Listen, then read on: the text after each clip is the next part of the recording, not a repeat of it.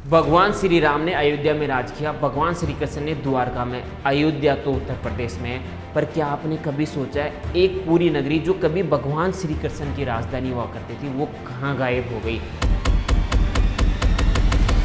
अयोध्या आज भी उत्तर प्रदेश में बसी हुई है, पर द्वारका कहाँ है वो नगरी, क्यों वहाँ आज भी कोई नहीं बस पाया। क्या वो सच में समुद्र में डूब गई या फिर ये एक पौराणिक चला हुआ है। एक शहर जो 9000 साल पुराना हो सकता है, मंदिरें, सड़कें, दीवारें, सब कुछ आज भी पानी के नीचे मौजूद हो सकती है। आज हम आपको लेकर चलेंगे समुद्र की गहराई में, जहाँ छुपी है एक सच्चाई जो हर हिंदुस्तानी को झकझोर देगी।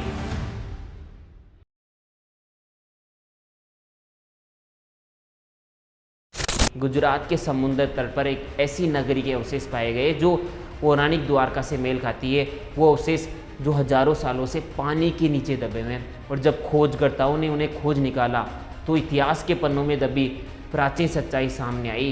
पर आखिर ऐसा क्या हुआ भगवान श्री कृष्ण जी के नगर को जिससे उसे समुद्र में समाना पड़ा। आखिर कौन कौन से श्राप द्वारका की नगरी पर है जिससे कोई भी व्यक्ति वहाँ निवास नहीं कर सकता। समुद्र की गहराइयों में डूबे इस प्राचीन शहर के अवशेषों की खोज 1980 के दशक में की गई। गुजरात के द्वारका शहर के पास समुद्र में लगभग 40 फीट गहरे पानी में मिली पत्थर की दीवारें, सड़कों के निशान, खंडहरों और मंदिरों के अवशेष।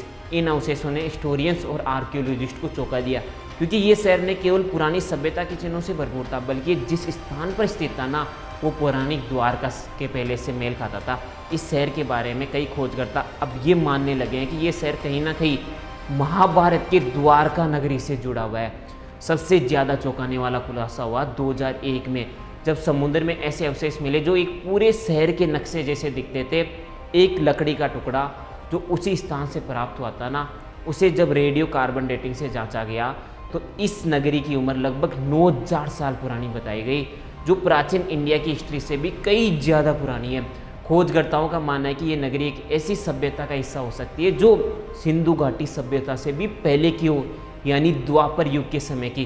द्वारका नगरी के मंदिरों, दीवारों के अवशेष ये भी साबित करते हैं कि इस नगरी में रिलीजियस एंड कल्चर्स का बहुत ज़्यादा महत्व था। भगवान श्री कृष्ण के संबंध में पौराणिक कथाएं इस नगरी के रिलीजियस महत्व को और ज़्यादा स्ट्रॉन्ग करती है। इतिहास की किताबें बताती है कि सभ्यता की शुरुआत लगभग 5500 साल पहले हुई थी, लेकिन अगर द्वारका 9000 साल पुरानी है तो इसका मतलब मानव सभ्यता की जड़ें कई ज़्यादा पुरानी है।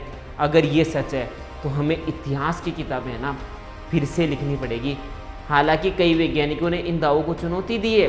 कुछ विशेषज्ञों का मानना है कि ये जियोपैक्स हो सकते हैं, यानी प्राकृतिक रूप से बनी चट्टानें, ना कि किसी इंसानी सभ्यता के अवशेष।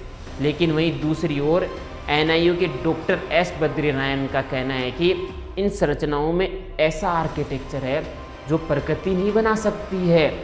ये सबूत एक एडवांस सिविलाइजेशन की ओर इशारा करते हैं जो बाद में समुद्र में डूब गई। ग्राम होंगकोक जैसे स्कॉलर्स कहते हैं, अगर ये अवशेष प्रमाणित हो गए ना तो हमें इतिहास की किताबें ना दोबारा से लिखनी पड़ेगी। लेकिन हर खोज पर सहमति नहीं बनती है ना। ASI archaeological survey of India और नेशनल इंस्टीट्यूट ऑफ ऑर्कियोग्राफी यानी NIU के बीच भी कई वर्षों तक मतभेद रहा था।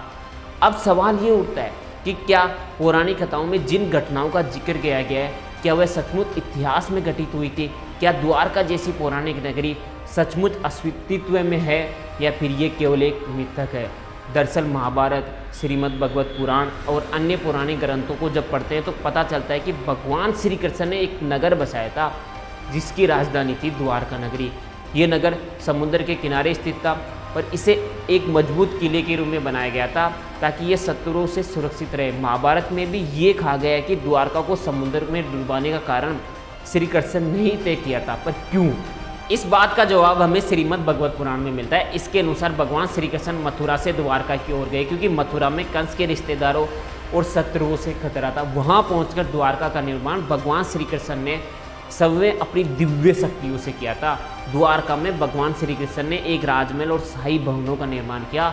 9 लाख महलों वाला शहर, सोने चांदी और बहुमूल्य रत्नों से सजी दीवारें, समुद्र के किनारे बसा हुआ ये शहर है ना, भगवान श्री कृष्ण की राजनीतिक शक्ति का केंद्र भी बना था।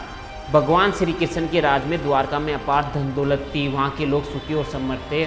और भगवान श्री कृष्ण ने द्वारका में न केवल सुरक्षा स्थापित की बल्कि वहाँ के लोगों को धार्मिकता, नीति और न्याय का पालन करने की प्रेरणा भी दी। पर जब सब कुछ अच्छा चल रहा था तो क्यों द्वारका नगरी समुद्र में डूब गई? इसका जवाब भी हमें श्रीमद् भगवत पुराण में मिलता है। उसमें बताया गया है कि ये घटना उस समय हुई जब भगवान श्री कृष्ण ने पृथ्वी पर अपने कार्यों को समाप्त कर लिया और अपने दिव्य स्वरूप में लौटने का निर्णय लिया। कृष्ण के समय के बाद द्वारका नगरी समुद्र में जलमग्न हो गई, पर केवल यही कारण नहीं था। दरअसल बहुत सी घटनाएं एक साथ घटी थी जिसके कारण द्वारका का भविष्य पहले ही तय हो चुका था। जैसे पुराणों में एक कथा है कि यदुवंश में आपसी संघर्ष बढ़ गया। यदुवंश के लोग अत्यधिक शक्तिशाली और दौलतमंद थे, लेकिन उन्होंने आपस में लड़ाई शुरू कर दी। एक दिन यदुवंश के प्रमुख और उनके परिवारों के बीच एक विवाद उत्पन्न हुआ जो बहुत हिंसक हो गया। उस संघर्ष में यदुवंश के अधिकांश लोग मारे गए और कहा जाता है इस आपसी लड़ाई में एक यदुवंशी ने अपने मित्र को मार दिया और ये हत्या द्वारका के विनाश का कारण बनती है। इस लड़ाई के कारण भगवान श्री कृष्ण को एहसास हुआ कि अब द्वारका का अंत होना चाहिए और ये नगरी अब समाप्त होनी चाहिए। इसके बाद भगवान श्री कृष्ण ने अपने चक्कर का उपयोग किया और द्वारका समुद्र में समा गई।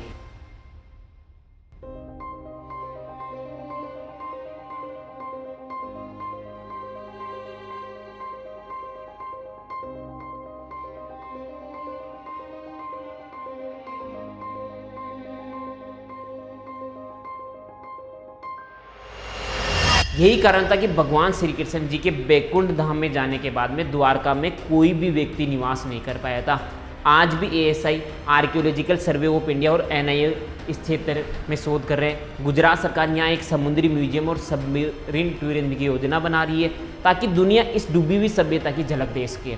द्वारका एक ऐसा नाम जो धर्म, इतिहास और रहस्य के बीच खड़ा है।